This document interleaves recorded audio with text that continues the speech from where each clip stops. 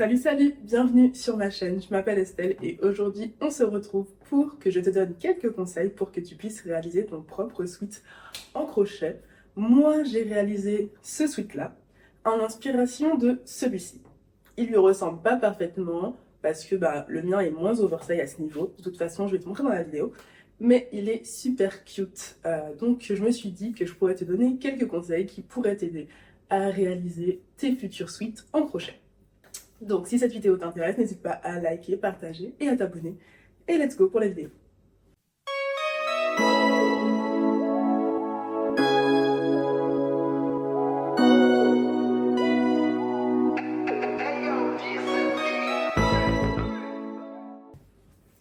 Bien, tout d'abord, pour réaliser ton sweat, je te conseille de faire un petit dessin.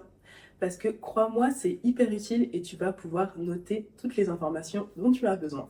Donc on se retrouve tout de suite sur ma tablette.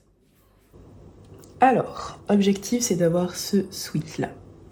Donc j'ai mis aussi le nom de la vidéo et je vous le mets en barre d'infos, c'est le tuto que moi j'ai utilisé pour m'aider. Après par contre j'ai dû prendre mes propres mesures et c'est ce qu'on va faire d'ailleurs parce que je n'ai pas encore écrit les mesures comme vous pouvez le voir. Donc en soi un sweat c'est une succession de rectangles. Donc tu as le rectangle pour le dos, le rectangle pour les manches et tu as normalement soit un seul grand rectangle si tu fais un sweat fermé, soit deux rectangles si tu fais un sweat ouvert. Et là j'ai rajouté aussi la forme pour les capuches. C'est une forme rectangulaire en bas et un peu arrondie sur le haut. Et plus haut de ce côté, bien évidemment.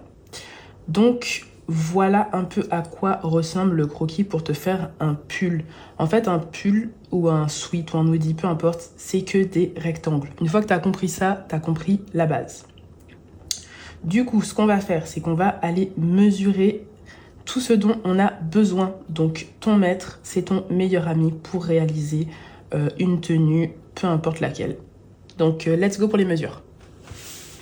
J'aimerais faire une petite parenthèse. Vous n'êtes pas obligé d'être un dessinateur hors pair pour faire des petits dessins, des petits schémas pour vos créations crochet. Ça, c'est le premier schéma que j'ai réalisé et clairement, il n'était pas ouf. Mais il était compréhensible et ça m'a permis de créer mon sweat. Alors, pour prendre tes mesures, tu prends soit sur toi, soit tu utilises un de tes vêtements. Moi, je vais faire les deux parce qu'il y a une mesure qui ne correspond pas à un vêtement à moi. Donc, je vais utiliser ces deux techniques-là. Du coup, je vais utiliser un sweat à moi. Là, en l'occurrence, j'ai pas le sweat que j'ai pris comme référence, je crois, pour faire mon pull à moi, en fait, pour faire mon hoodie. J'ai pas le sweat que j'ai utilisé, je sais pas où je l'ai mis, mais je vais en utiliser un autre pour vous montrer ce que je veux dire dans tous les cas. Donc, par exemple, pour la largeur, tu peux prendre cette largeur ici. Donc ça, par exemple, ça correspond à tes 63 cm ici. Donc, on va faire ça. Tac, tac, tac. Donc là, on a 63 cm. Du coup, ça veut dire que ici, c'est la moitié. Donc ça fait 31,5. Et ça, c'est aussi la moitié de ça. Du coup, ça, c'est 15. J'ai écrit trop gros. 15,75 cm. Voilà. Après, tu prends la mesure des manches, si tu veux, là, cette taille de manche-là. Du coup, ça me fait... Hop. Là, ça fait 55, par exemple. 55 cm. Pour la largeur, on prend ici. Donc là, ça nous fait 23 que l'on multiplie par 2, ce qui fait 6, 4, 46 cm. Et là, en soi, on a à peu près toutes nos mesures que j'ai pris sur, par exemple, le sweat. Du coup, moi, ce que je voulais, c'était que mon sweat m'arrive ici. Je ne voulais pas qu'il soit trop long, je voulais qu'il soit assez court. Du coup, j'ai pris la mesure de la moitié de mon épaule jusqu'à là. Moi, quand j'ai mesuré la première fois, ça m'a fait 50 cm. Donc cette zone-là me fait 50 cm. Du coup, je la place aussi sur mon schéma, comme je vous ai montré tout à l'heure. D'ailleurs, je vais faire la modification sur le schéma et je vous le mettrai à côté, comme ça vous pourrez voir de quoi je parle. Pour la manche, j'ai mesuré de mon épaule jusqu'à en bas à peu près et j'ai trouvé 61 cm. Donc ma manche fait 61 cm. Ensuite, pour la largeur de la manche, j'ai décidé que ce serait 50 cm à peu près. Ouais, c'était aussi 50 cm, donc j'ai utilisé la même mesure ici pour la largeur de au poignet ici parce que je voulais quelque chose de vraiment large. Donc voilà. Ici, il me semble que j'ai vraiment utilisé la taille d'un sweat pour prendre cette mesure-là parce que je voulais pas que ce soit trop collé à moi. Et comme vous pouvez le voir, même là, c'est pas vraiment oversize. Donc j'ai pris 50 cm, 64 cm pour cette partie-là. Pour la longueur de la capuche, j'ai pas pris de mesure papier, ni avec mon mètre, ni sur un vêtement. Là, je l'ai fait directement au moment où je le faisais, c'est-à-dire qu'en fait, j'ai placé le vêtement sur moi et j'ai mesuré à peu près la hauteur de la capuche que je voulais. J'essaierai de vous montrer avec des images que j'ai prises, si j'en ai. Voilà ce que j'ai fait. Et ensuite, je pense que c'est à peu près tout pour les mesures. J'ai utilisé cette pelote-là qui est une pen box. Voilà. Et c'est la couleur Candy Floss Pink. Ok. J'ai utilisé un crochet de 8 mm. C'est pas la taille recommandée sur la pelote. Là, sur la pelote, c'est recommandé du 12 ou du 8 mm. Je sais que j'ai utilisé du 8 parce qu'en fait, j'ai suivi le tuto de la fille que je vous ai mis la photo plus tôt. Et en fait, ça marchait très bien avec. Donc, j'ai fait comme elle. Et j'ai trouvé que le résultat était assez joli. Après, tu peux adapter. Si tu veux des mailles plus larges, bah, tu peux prendre un crochet plus gros. Et ça te donne des mailles un peu plus larges, plus écartées. Moi, en l'occurrence, je trouvais que le rendu était bien avec les 8. Du coup, je suis restée sur cette taille-là. Alors, pour mon sweat, j'ai pas utilisé de choses très compliquées. Il y a le basique, la chaînette. Là, je pourrais pas vous la montrer parce qu'elle est clairement pas apparente. Mais dans les vidéos que j'ai filmées, vous la verrez. Donc j'ai utilisé la chaînette. La base, c'est pour commencer, tu l'utilises un peu tout le temps. Ensuite, j'ai fait des brides. Donc les brides, ça ressemble à ça. Ça fait cette petite forme un peu de... Cette petite forme-là, là. Ça, cette bride-là. C'est de en bas jusque là. Donc ça fait une bride. Voilà.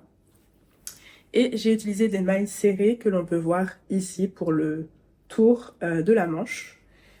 C'est aussi ce que j'ai utilisé pour relier tout le sweat ensemble. Et c'est à peu près tout ce que j'ai utilisé pour ce sweat.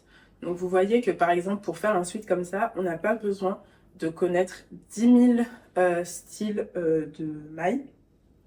Donc voilà. Et j'ai peut-être aussi utilisé des mailles coulées, mais très peu. Mais ça, c'est vraiment pas difficile à faire. Donc voilà, c'est tout ce que j'ai utilisé comme type de maille sur le sweat. Et le résultat est juste incroyable, rien qu'avec ça. Donc imaginez ce qu'on peut faire d'autre. Donc maintenant, passons à la suite, c'est-à-dire à la pratique. Let's go!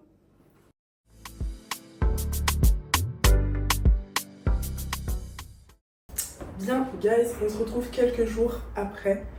On est mardi pour moi. Je sais pas si ça comptera dans cette vidéo, je pense pas. Mais bref, on se retrouve quelques jours après et du coup j'ai avancé. Du coup j'ai une manche de complète.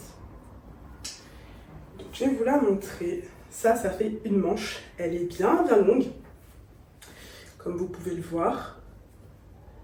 Et elle sera bien large aussi. Comme ça. Donc voilà, manche faite. Et j'ai fait une deuxième partie aussi toute seule. C'est une partie avant. Du coup, je vous montre un peu. Ça arrive ici. Donc, tu as le côté épaule là. Voilà, ici. Et là, en fait, c'est ma capuche. Donc voilà les deux trucs que j'ai fait sans vous. Je me suis dit que ce serait plus pratique que je fasse déjà ces deux parties-là un peu à l'avance. Vu que de toute façon je dois avoir des doubles. Donc voilà. Donc je vais faire une deuxième partie comme ça avec vous. Et aujourd'hui mon objectif c'est de faire les manches avec vous. Du coup je me suis pris pas mal de pelotes. J'en ai pris 4 déjà. Et j'ai pris aussi le reste de l'autre pelote que j'avais quand j'ai fait la deuxième partie. Du coup, étant donné que j'ai pris mes mesures, je sais exactement maintenant le nombre de mailles que je dois faire pour le sweat. Donc moi, pour ma manche, il faut que je fasse 53 mailles, plus une parce que je dois tourner, et il faut que je fasse 21 rangs pour ma manche. Du coup, bah, on est parti pour en faire 53 mailles.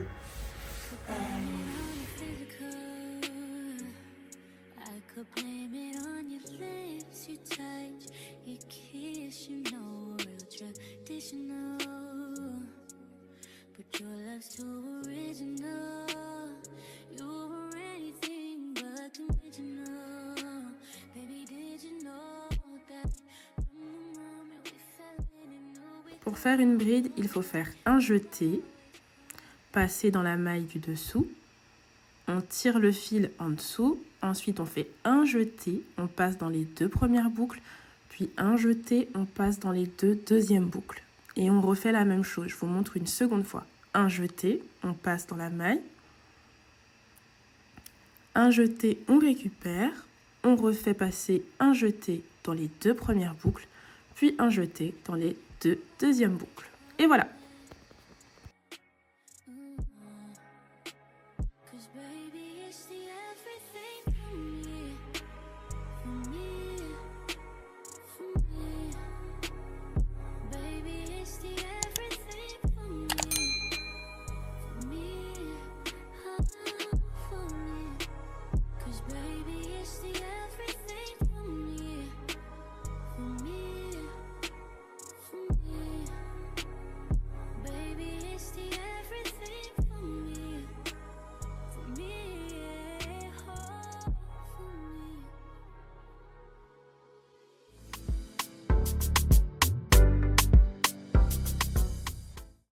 Du coup les gars, on est le jour suivant.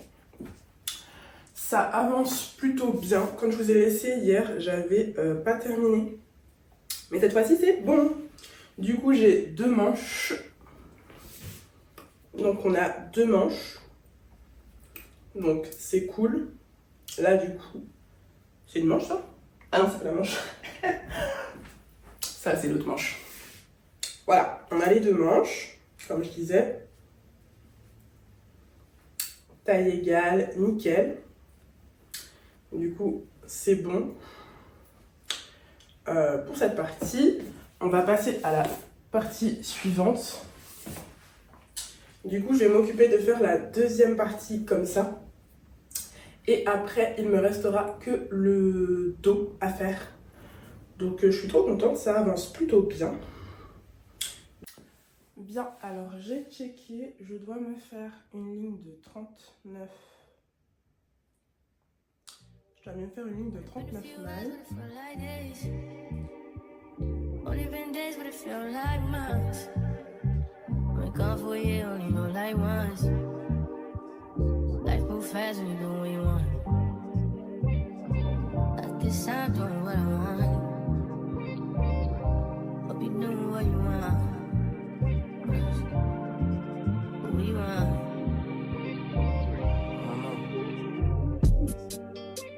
My new bitch look like Tyler Perry, but she don't love me, she too scary. My old bitch front like Jackie Brown. I wanna know if she too down. Will you be my leading lady? I want a contract, girl, no maybe. In the meantime, it's some me time.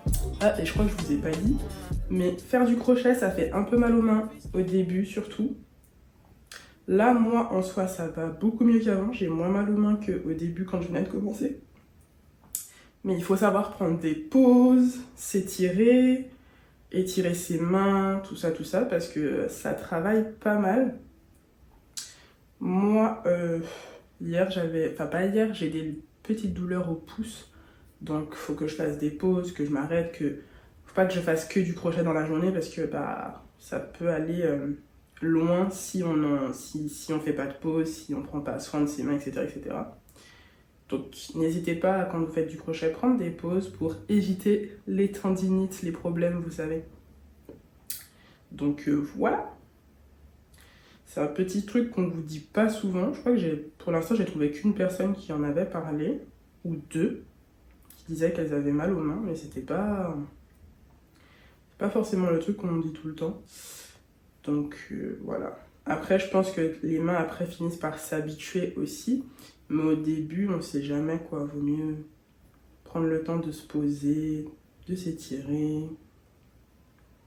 etc., etc. Bon, je continue à crocheter. Je reviens vers vous quand j'ai mes 6 rangs à peu près. Une fois que j'ai les 6 rangs, on passera à la deuxième partie de l'avant. Qui est la partie plus longue où je devrais rajouter des mailles. Je vais vous montrer un petit peu comment je fais au moment de rajouter les mailles. Alors, du coup, j'ai mes 6 rangées. Du coup, on va allonger pour passer à mon début de capuche. Du coup, il faut que je fasse 35 mailles. Donc, on est parti pour 35.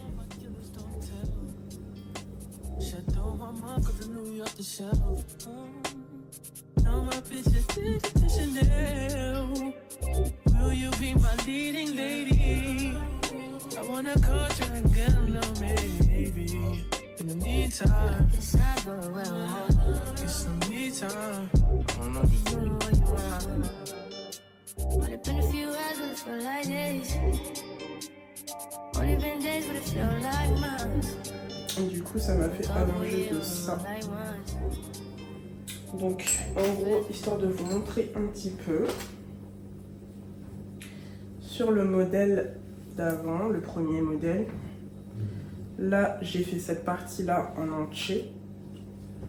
Et là, le truc que je vais faire, c'est faire cette partie ici, cette grande partie-là. Et cette partie qui est là, je l'ajoute après. La partie qui s'arrondit, là, je l'ajoute après. Donc voilà. Alors, j'ai fini du coup cette première partie. Il me manque à rajouter le triangle, la forme sur le côté là, l'arrondi, comme ce côté là. Du coup, je vais m'occuper de ça. Je reviens vers vous quand j'ai fini les deux côtés. Je vais vous montrer peut-être, je sais pas si vous verrez bien en fait, quand je fais la petite réduction par là. Je sais pas si vous verrez bien, donc je vais voir si j'essaie de vous montrer ça. Et après, concernant le dos, étant donné que c'est juste un grand rectangle qui va ressembler très fortement aux manches, enfin un grand rectangle ou carré qui va ressembler aux manches, je vais peut-être pas vous filmer cette partie, je vais tout simplement le faire dans mon coin. Je pense que ce sera mieux. Donc là, je vais te montrer comment je fais l'arrondi. Quand on est dans le sens monté du rang, en fait, on s'arrête avant la fin du rang. On ne fait pas la dernière bride sur le dernier nœud, en fait. On s'arrête avant. Et ensuite, quand on commence le prochain rang, on fait une réduction. Donc, on commence comme si on fait une bride. On fait son jeté, on passe sous la maille, on sort, et là, on passe en dessous des 2 premières boucles. Et là, on s'arrête, on fait un autre jeté, on passe en dessous d'une autre maille, on fait un jeté, on récupère, on passe en dessous des 2 deuxièmes boucles, et là, on passe en dessous des 3 boucles qui sont sur notre crochet. Et là, ça nous crée le petit arrondi, comme vous pouvez le voir, et je vais faire ça avec les rangs qu'il me reste. Bien, je fais un petit contrôle du coup. Voici où j'en suis pour les parties avant. Comme ça, vous voyez un peu. En vrai, j'ai un problème avec la capuche.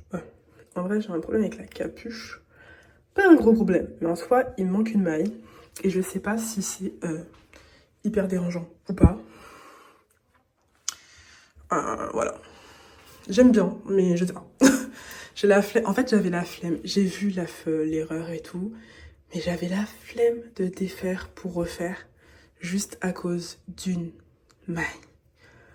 Voici ce que la capuche donne à peu près de dos. Donc en soi, on voit pas l'erreur. Mais je sais pas. Je sais pas ce que je fais. Pour l'instant, je vais laisser comme ça. Honnêtement, je vais pas toucher. Je vais commencer à faire le dos. Et je vais couper un morceau de fil. J'ai pas le choix. Je vais pas commencer une nouvelle pelote juste pour le dos. Et on verra. On verra ce que je fais. On verra si je défais pour refaire. Ou si je laisse comme ça.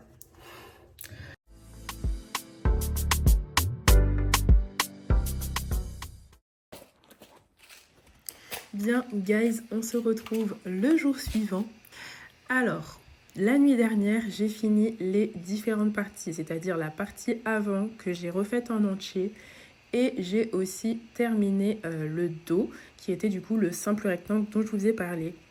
Donc voilà, maintenant du coup on est au grand moment qui est de relier les différentes parties ensemble.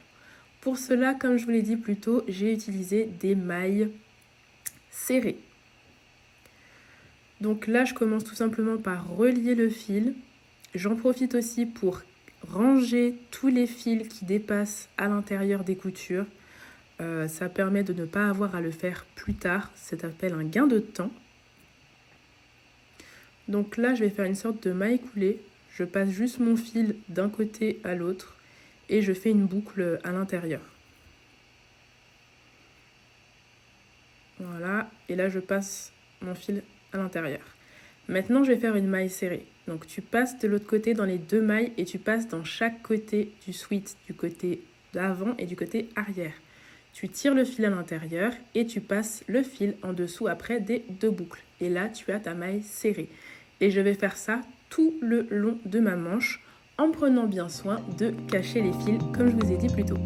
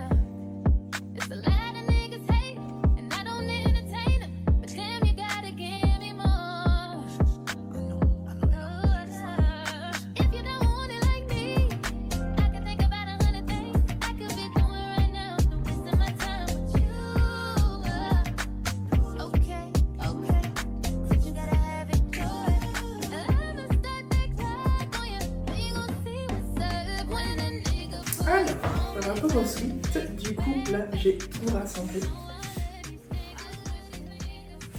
Donc du coup j'en suis là. Ça donne ça, je sais pas si vous voyez bien, je m'en avance un peu. Les coutures sont nickel. Du coup là vous voyez quelques fils qui dépassent. Je vais m'occuper des fils qui dépassent. Je vais m'occuper de resserrer les manches. Parce que je vais les resserrer un petit peu, ça va faire un peu côté bouffant au niveau des manches. Je vais faire aussi quelques petits trucs, je crois, sur les bordures en bas. Et je crois que la bordure du haut aussi, de toute la bordure en fait. Et on se retrouve quand j'ai fini tout ça. Mais là, je suis trop contente. déjà du résultat. J'aime trop et je trouve les coutures trop propres. T'as presque l'impression que c'est un pull que j'ai acheté, alors que pas du tout. C'est moi qui l'ai fait. Donc bref, voilà, je vais faire ça. On se retrouve quand il est totalement fini, guys. Ça y est, guys, j'ai fini. Je suis trop contente et le résultat est ouf. Je vous montre. Du coup, pour les manches, j'ai fait ce petit détail en plus pour resserrer. Du coup, là, c'est nickel. Voilà. Ensuite, elles sont parfaitement longues. Là, il n'y a pas de truc genre, oui, j'ai acheté un pull, il est trop court. Non, c'est moi qui l'ai fait. Il est parfaitement long et à la longueur que je veux. Vous pouvez voir que les bords sont nickel. Il n'y a pas de fil qui traîne. Les coutures sont incroyables d'ailleurs. Je vais vous montrer après. Je finis de vous montrer le truc en entier déjà. Donc voici ce que ça donne. Capuche.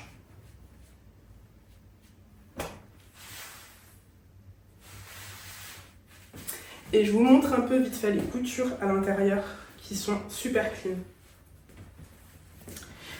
On n'aurait même pas dit que c'est moi qui l'ai fait.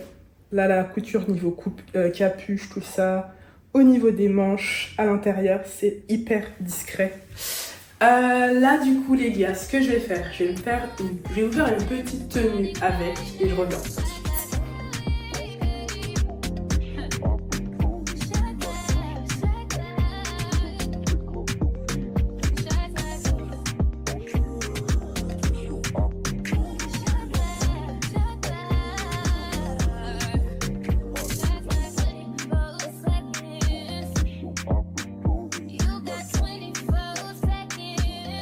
Et voilà, guys, ce pull est maintenant terminé. Cette vidéo aussi, dites-moi ce que tu en as pensé. Est-ce que tu as aimé? Est-ce que tu penses essayer de faire un pull toi aussi? Dis-moi tout en commentaire. N'oublie pas de liker, partager et de t'abonner. Et puis, à bientôt pour une prochaine vidéo. Bye bye!